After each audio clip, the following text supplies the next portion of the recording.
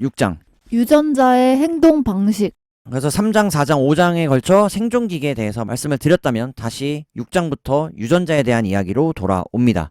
지난 5장까지 진화적으로 안정한 전략, 즉 ESS를 중심으로 말씀드렸다면 6장부터는 근연도에 대한 개념의 등장과 함께 근연도를 중심으로 이야기를 풀어 나간다는 것 말씀드리면서 본격적으로 시작해 보겠습니다.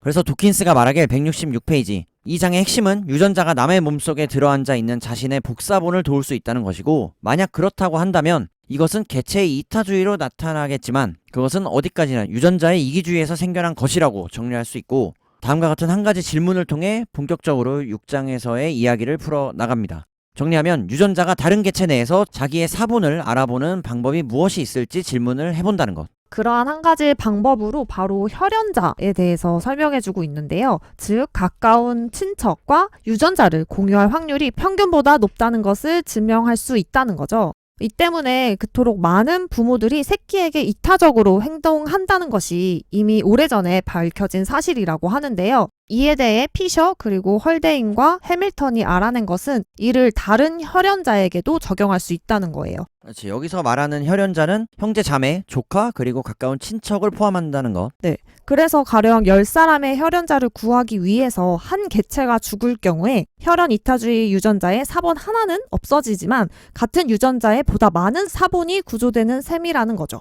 여기서 중요한 것은 유전자 풀 내에 그 유전자가 혈연자를 통해서 퍼지는 것이라고 하는데요. 개체군 전체에서도 드물더라도 어떤 가족 내에는 흔히 존재하는 유전자가 있다는 점이라고 해요. 우리 두 사람이 드문 유전자를 공유할 확률은 극히 낮지만 나의 누이와 내가 똑같은 그 드문 유전자를 가지고 있을 확률은 어느 정도 있고, 그리고 나의 누이와 내가 공통으로 드문 유전자를 갖고 있을 확률 또한 같다는 거죠. 이 경우에 그 확률은 정확히 50%라고 설명하고 있어요.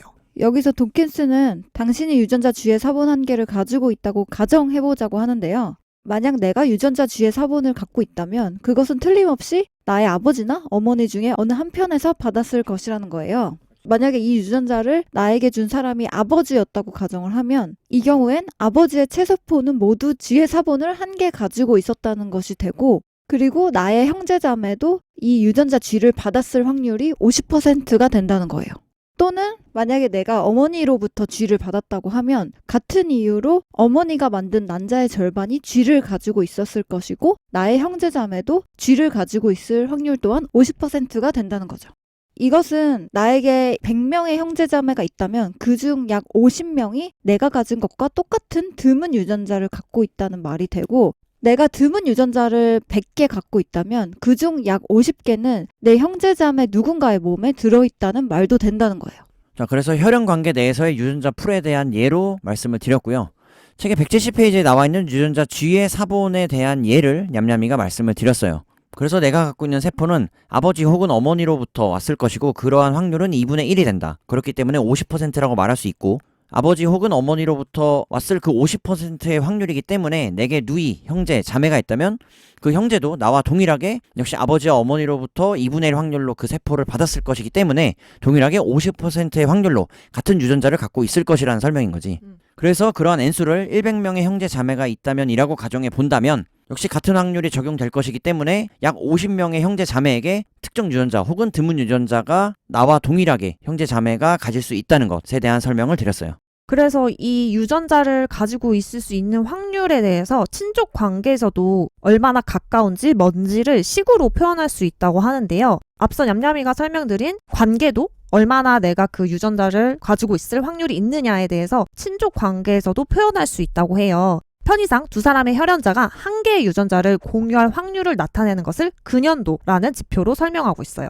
두 사람이 형제간인 경우에 한 사람이 가지고 있는 유전자의 절반을 그 형제도 갖고 있을 것이기 때문에 그 근연도는 2분의 1이고, 부모와 자식 간의 근연도 또한 언제나 반드시 2분의 1이라고 설명하고 있어요. 그렇지. 그래서 저와 냠냠이가 말씀드린 그 50%에 대한 확률이 바로 지금 팽숙이가 정리해서 말씀드리는 근연도에 대한 설명이라는 것.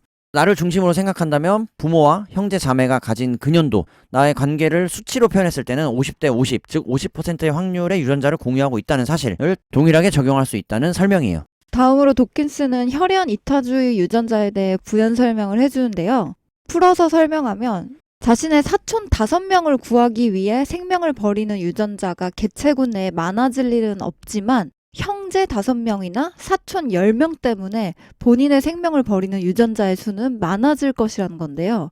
이런 이타적 자살 유전자가 성공하기 위한 최소 조건은 그 유전자가 형제, 자식 혹은 부모 2명 이상, 그리고 배다른 형제 4명 이상 또는 사촌 8명 이상을 구해야 한다는 거예요. 평균적으로 이런 이타적 유전자는 자신이 구조한 많은 개체의 몸속에서 살아가게 될 것이고 이타주의자 자신의 죽음에 따른 손실을 보상받게 되는 거죠. 지금 말씀드리고 있는 근연도의 확률로 인해 우리가 같은 유전자를 가족, 형제 그리고 친족과 친척 간에 나눌 것이기 때문에 내 하나의 개체를 희생하더라도 나와 동일한 확률로 가지고 있을 유전자들에 대한 보상 혹은 보전은 충분히 일어날 수 있다는 거지. 네. 그렇기 때문에 이러한 이타주의적인 내 개체의 행동은 죽음을 당하게 된다고 하더라도 그러한 손실을 보상받는 것이라고, 즉 우리 개체는 어디까지나 그 유전자를 옮기기 위한 수단이라는 것에 대한 설명으로 네. 그러한 도킨스의 주장을 연이어서 뒷받침하는 내용 중에 하나죠. 네. 그래서 이러한 이타적 유전자의 형태에 대해서는 자연 선택을 집단 선택이나 개체 선택과 구별하여 혈연 선택이라고도 한다고 해요. 하지만 이에 대해서 도킨스는 이 용어가 잘못된 것은 없지만 최근에 이 용어의 오용이 심각한 상태라고 하는데요. 그렇지. 이 용어 자체에 대한 의미를 부정하는 것은 아니지만 이 용어가 실제 가진 의미보다 굉장히 잘못 사용되고 있다라고 설명하고 있는 거지. 네. 윌슨은 본인의 저서인 사회의 생물학, 새로운 종합에서 혈연 선택을 개체 선택과 집단 선택 사이에 위치하는 것으로 생각한다고 해요. 하지만 이에 대해 리처드 도킨스는 가족과 비가족을 구분짓는 하나의 결정적인 선은 실제로는 존재하지 않는다고 이야기하면서 육촌을 가족 집단에 넣을지 말 것인지는 따질 필요가 없고 다만 육촌이 이타적 행동을 받을 가능성은 아들이나 형제의 16분의 1이라고 예상할 수 있을 뿐이라는 거죠. 혈연 선택은 절대로 집단 선택이 특수한 예가 아니며 그것은 유전자 선택의 특수한 결과라고 해요. 도킨스에 따르면 한 개체는 다른 개체의 생명에 자기의 자산 일부를 투자하거나 내거는 것으로 비유할 수 있다고 하는데요. 한 개체는 다른 개체와 자기의 근연도를 고려하고 또 그 개체의 기대 수명을 본인의 기대 수명과 비교해서 그 개체가 좋은 유전자를 가지고 있는지를 같이 판단한다고 해요. 근데 여기서 기대 수명을 엄밀히 따지면 번식 기대치라고 하는 것이 적절하다고 하고요. 더 엄밀하게 말하면 장래에 자기의 유전자를 이롭게 할 일반적인 능력이라고 해야 한다는 거죠. 그래서 이러한 이타적 행동에 대해 수식으로 표현을 하면 이타적 행동을 하는 개체가 감수해야 하는 위험도가 수혜자의 순이익의 근연도를 곱한 것보다 작아야 된다는 거예요. 그러면 우리가 혈연자를 어떻게 알아볼 수 있을까? 도킨스가 질문을 하고 있어요. 우리가 우리의 친척을 알 수 있는 것은 주위로부터 듣고 서로를 부르는 이름이 있으며 또한 결혼이라는 형식이 있고 기록과 뛰어난 기억력이 있기 때문이라고 하는데요. 많은 사회 인류학자들은 자신이 연구하는 특정 사회의 친족 관계에 몰두한다고 해요. 진정한 유전적 혈연이 아니라 주관적인 문화적 개념으로서의 친족 관계를 연구한다는 건데요. 인간의 관습이나 종족의 의식은 보통 친족 관계를 크게 강조한다고 하면서 조상 숭배가 널리 행해지고 가족으로서의 의무와 가족에 충실하는 것이 삶에서 큰 부분을 차지한다는 거죠. 인간이 따르는 규칙처럼 동물이 따르는 가까운 친척의 이익을 주는 간접적인 효과를 가지면서 단순하고 실제적인 규칙에는 어떤 것들이 있을까 하고 도킨스는 질문을 해보는데요. 만일 동물이 자기와 신체적으로 닮은 개체에게 이타적으로 행동한다면 그 동물은 간접적으로 자기의 친척에게 어느 정도 이익을 주는 셈이 된다고 해요. 그래서 해당 종이 갖는 여러 특징에 따라 많은 부분이 달라질 것이라는 거죠. 하지만 어느 경우에라도 이러한 규칙은 통계적인 의미에서 올바른 동물의 결단을 이끌어낼 뿐이고 조건이 달라지면 그 규칙은 또 그 종의 동물들에게 잘못된 결단을 내리게 만들 수도 있다고 해요. 그래서 근연도에 대해 혈연 관계를 중심으로 어떤 확률로 구성되고 구분할 수 있는지에 대해서 말씀을 드리고 있고 또 그러한 혈연 관계를 확인하는 방식에 대해서 인간과 동물 간의 차이에 대해서도 살펴봤습니다. 앞서 말씀드린 근연도에 대해서 실제로는 이 근연도가 최선의 추정치일 만큼 그렇게 중요하지 않다는 결론을 내릴 수도 있다고 해요. 실제로 자연계에서 부모의 자식 돌보기가 형제 자매의 이타주의에 비해서 왜 그렇게 빈번하고 헌신적인지에 대한 현상에 대해서 설명을 하는데요.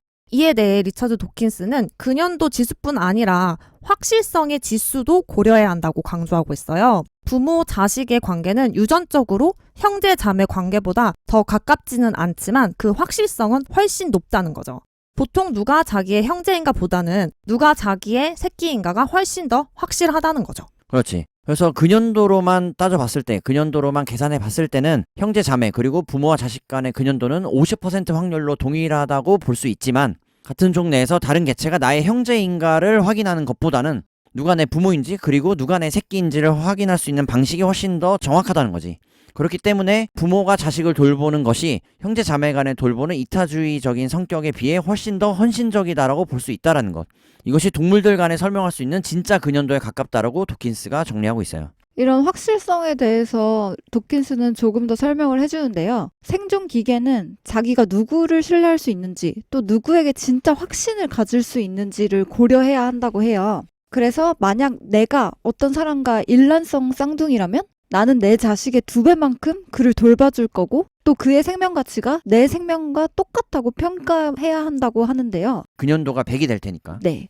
하지만 여기서 나는 그 사람이 내 일란성 쌍둥이일지 어떻게 확신할 수 있을까라는 거예요. 외모는 그럴듯하게 나를 닮았을 수 있지만 얼굴 특징에 대한 유전자를 공유하는 것뿐일지도 모르니까요. 도킨스는 이러한 상황에서 나는 쌍둥이인 그 사람을 위해 내 생명을 던지진 않을 것이라고 얘기를 해주는데요. 왜냐하면 그 사람은 내 유전자 100%를 갖고 있을 가능성이 있는 것이고 반면 나는 내 유전자 100%를 가지고 있다는 것을 확신할 수 있기 때문이에요. 그래서 이론상 개체 이기주의에 대한 유전자는 적어도 일란성 쌍둥이의 한쪽이나 형제 둘 혹은 손자 넷을 구해야 하는 경쟁 관계에 있는 이타주의 유전자로 대치될 수는 있지만 개체의 정체성이 확실하다는 측면에서는 내 자신이 오히려 더 엄청나게 유리하다는 거예요. 그래서 자연계에서는 유전적 혈연 관계만 고려했을 때보다 훨씬 더 많이 개체 이기주의가 나타날 것이라 기대해야 한다고 정리하고 있어요.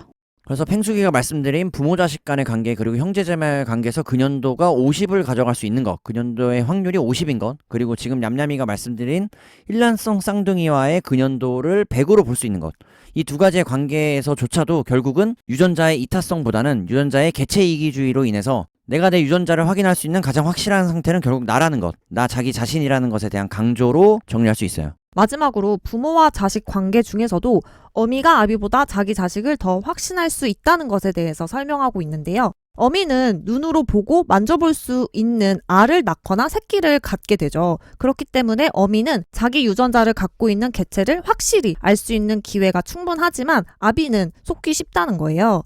그래서 아비는 어미만큼 육아에 열중하지 않을 것이라고 기대할 수 있고 아비가 어미만큼 육아에 열중하지 않을 것이라고 기대할 수 있다는 거예요.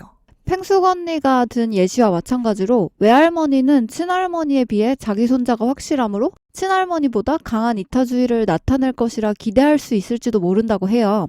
할머니 자신의 딸의 아이는 확신할 수 있지만 며느리는 바람을 피웠을지도 모르기 때문이란 건데요. 같은 식으로 외삼촌은 친삼촌에 비해 조카의 행복에 더욱더 관심이 있고 일반적으로 이모와 비슷한 정도로 이타적일 것이라고 하는데요. 실제로 간통이 매우 흔한 사회에서는 외삼촌이 본인 아버지보다 이타적일 것이란 거예요.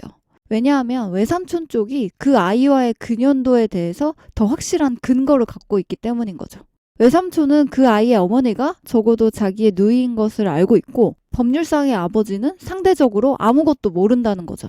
자, 6장을 마무리하면서 팽숙이와 냠냠이가 전해드린 말씀 그리고 책에 대한 내용으로는 자연 생태계에서 아비보다는 어미가 자식에 대한 확신을 상대적으로 더 가질 수 있다라고 볼 수 있다는 점을 강조하고 있고 그러한 세계관의 확장으로 어머니의 어미인 외할머니 그리고 그의 남동생이 될 외삼촌 등에 대한 예로 자식의 아버지가 될 개체, 그 상대보다 상대적으로 더한 확신을 가질 수 있다는 점을 말씀드렸어요. 그래서 이러한 내용은 책의 후반부에서 다시 한번 저희가 짚어볼 예정입니다. 그래서 근연도를 중심으로, 근연도를 전제로 살펴본 혈연관계에 대한 선택성, 그리고 유전자의 개체 이기주의에 대해서 살펴봤고 이러한 내용을 바탕으로 근연도에 대한 이야기를 이어가는 7장으로 넘어가 보겠습니다.